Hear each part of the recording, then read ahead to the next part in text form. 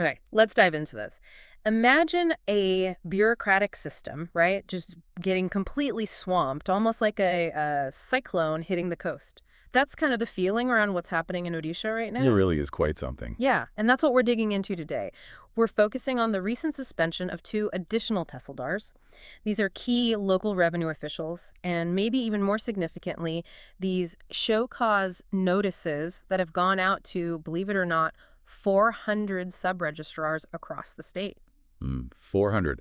That number alone tells you this isn't just a minor issue. We're talking about something systemic. Exactly. And the core of it seems to be the registration of over 3.36 lakh. That's 336,000 illegal park plots in urban areas. This has apparently been going on for the last 12 years. 12 years. Yes, and flying directly in the face of the Registration Odisha Amendment Act from back in 2013. So let's unpack that term, illegal part plot registrations. It sounds technical, maybe, but what does it actually mean on the ground? It's actually pretty straightforward, really. You have a larger piece of land, right? Someone carves out smaller plots from it, subplots. Normally, especially in urban areas, you need approval from the development authority, like the BDA in Bhubaneswar, before you can legally register those smaller plots for sale. Okay. These registrations happen without that crucial approval. So essentially, selling off pieces of land that weren't officially sanctioned subdivisions. So that 2013 amendment, it was supposed to be the gatekeeper. Precisely. Think of it like a bouncer at a club. Its job was to check the ID, the development authority's approval, before letting these subplots onto the official register. But the bouncer was maybe looking the other way. Or just overwhelmed. Well, it seems a whole lot of these plots got into the club without showing any ID for, well, 12 years. Huh. The system failed somewhere along the line. And the numbers are just staggering when you look at specific areas. Bhubaneswar, under the BDA, leads the way with, what, over 39,000? 39,000, yeah. And Jotni is right up there, too, nearly 36,000. Kandagiri saw over 33,000. Even down in Berhampur, the two sub-registrar offices there combine for tens of thousands more. It really paints a picture of a pervasive problem across multiple urban centers, not just one rogue office. It really does. It suggests a breakdown over a really long time. I mean, 12 years. Yeah, exactly. 12 years since that 2013 act came in. It makes you wonder, was it ignored? Was it misinterpreted? Or was there just no proper oversight? And that brings us squarely to the officials now facing action. These two additional Tehsildars, Gitu Behera and Narayan Sethi, from Bhubaneswar Tehsil, suspended on May 3rd this year. Right, and the allegation is that they basically facilitated or allowed these illegal registrations to happen, didn't enforce the regulations as they should have. Yeah, the reports say they're now reporting to the Kurda Collectorate, and their movements are restricted while this is investigated. And you have to ask, what's the story there? Was it deliberate wrongdoing? Or could it be negligence? Maybe they were just sort of overwhelmed by the system itself. Like cogs in a machine that wasn't working properly anyway. Potentially. The sources do mention the Tehsildar's office can be chaotic. It doesn't excuse bypassing rules, of course, but it adds context, perhaps. Were they truly driving this or caught up in it? But then you look at the sub-registrars, the people actually handling the paperwork for each registration. 400 of them getting show cause notices. That suggests it's way bigger than just two Tehsildars. That's absolutely 400. That's a massive number.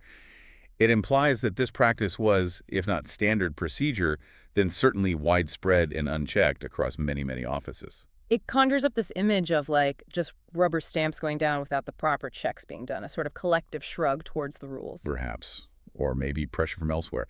But yes, they're all being asked now to explain how these irregularities happen on their watch. And it didn't stop at the sub-registrar level either, did it? No, apparently not. The Inspector General of Registration, the IGR, did a report. And that report points fingers higher up, too. Well, it mentions one officer from ORERA, that's the Odisha Real Estate Regulatory Authority, also 3 additional district magistrates, ADMs, and several Tehsildars who were also acting as sub-registrars at times. So ADM's involved, too. That really suggests a systemic issue, reaching quite high up the chain. It certainly seems that way. How could so many officials at different levels seemingly allow this to continue for so long? Yeah. That's the big question here. 12 years. We keep coming back to that number. 12 years since the 2013 amendment that was specifically designed to stop this. It just points to a massive, sustained failure of enforcement. It really does. It wasn't just a temporary lapse. It was year after year. What kind of bureaucratic inertia or maybe even acceptance allows something like this to persist on such a scale. So why should listeners care about all this? Suspensions, notices, bureaucratic failures in Odisha. How does it affect regular people? Well, it affects them hugely, potentially. Think about it. Someone uses their life savings, everything they have, to Yeah. buy a plot of land to get paperwork. It looks official. Then years later, they find out the registration was illegal from the start because the subdivision wasn't approved. Suddenly, their ownership might be in question, their investment at risk. It's a nightmare scenario. Absolutely. And beyond individual buyers. Well, connecting it to the bigger picture, this kind of uncontrolled subplotting leads to really chaotic, unplanned urban growth.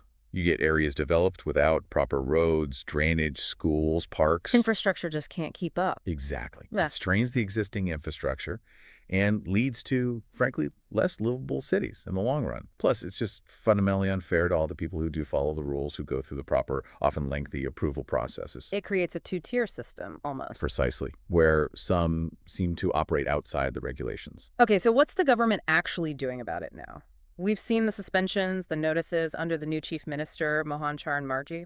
Yes, those are significant first steps. Hmm. It shows they're taking it seriously, at least initially, and it's not entirely out of the blue, apparently. Last year, there were efforts to file draft charges against, I think, 18 officers for similar issues involving illegal subplots. So maybe the pressure has been building. Could be. And they're also talking about changing the rules, amending the Odisha Development Authorities, or ODA, rules from 2020. How would that help? The idea seems to be to create a pathway to regularize some of these existing unauthorized plots, sort of clean up the mess retrospectively. Right. But with conditions, presumably. Yes. The main one seems to be about access roads. For some plots to be regularized, they'll need a 9-meter wide access road. For others with only a 6-meter road, the landowners might actually have to give up some land to allow for widening. That sounds like it could get complicated. Landowners may not be too happy about giving up land. No, you'd expect some pushback there, definitely. It's an attempt to fix the planning aspect, but it could be contentious. And looking back, this isn't the first time we've seen registration issues pop up in Odisha, is it? No, it seems like there's a pattern. The sources mentioned, for instance, the sub-registrar in Kandagiri was suspended just earlier this year for similar reasons. And didn't something happen in 2023 as well? Yes, notices went out to sub-registrars in places like Kursaguda, Angul, and Cuttack. That time it was about registering apartment sale deeds illegally, specifically without the required occupancy certificates. Right, and there was that new Apartment Act in 2023 meant to tighten things up. The Odisha Apartment Ownership and Management Act, yes. But clearly just passing a law wasn't enough if enforcement was still lacking or if people found ways around it. It really points to deeper systemic problems, doesn't it? I think so. You've got this immense pressure from rapid urbanization, especially in cities like Bhubaneswar. Land is valuable, development is happening fast. And the systems maybe can't cope. That's a real possibility. Land records can be incredibly complex, sometimes outdated. Are the officials properly trained? Do they have the resources, the technology to manage this effectively? Maybe they're just overwhelmed. Yeah, you can almost picture it, can't you? The stacks of files teetering in the corner, the old fan creaking overhead, this sort of bureaucratic tangle. It's easy to imagine how things could slip through the cracks, even if it has serious consequences. That image of the paperwork parade, it does humanize it a bit. While accountability is absolutely crucial here, you do have to consider the environment these officials were working in. Were they set up to succeed, or did the pace of development just completely outstrip the capacity of the regulatory system? It raises questions about resources and maybe the need for modernization, like digitization. Exactly. The Krushak ID system for farmers is mentioned as a positive step in digitization for the state. Maybe applying similar modern approaches to land records is part of the long-term answer here to make things more transparent and harder to manipulate. So wrapping this up, where do you things stand? These suspensions, these 400 notices, it's a big move. Definitely feels like a start. It's a necessary start, absolutely. It signals intent. But it is just the beginning. The real test is the follow-through. Meaning? Meaning, do these show cause notices lead to proper investigations and, where necessary, meaningful disciplinary action? Will those proposed changes to the ODA rules actually get implemented effectively and enforced this time? And will they manage that potential resistance from landowners needing to give up land for road widening? That too. And critically, will there be investment in training and systems in maybe digitization to prevent this kind of thing from building up again over the next decade? So for anyone listening who might be thinking of buying property in Odisha anytime soon, the message seems pretty clear. Extremely clear, I'd say. Caution. Due diligence is absolutely paramount. Double check, triple check all the paperwork. Don't just rely on assurances. Verify everything with the official development authorities and the registration offices yourself. Sound advice. So, okay, key takeaways. A huge land registration scandal uncovered in Odisha years in the making. We're seeing a strong initial government response, but it highlights some really deep systemic issues about regulation and enforcement in the face of rapid growth. Absolutely. And it leaves us with a bigger thought, perhaps. Given just how widespread these illegal registrations were over so many years, what does this episode really tell us about finding the right balance? The balance between encouraging rapid development, which states want, and maintaining effective regulatory oversight to ensure that development is legal, planned, and sustainable. It's a challenge not just for Odisha, but likely for many fast-growing regions. That's a really important question to ponder. Definitely something for all of us to think about. We'll be keeping an eye on how this unfolds in Odisha. Thanks for walking us through this complex situation. My pleasure. Thank you.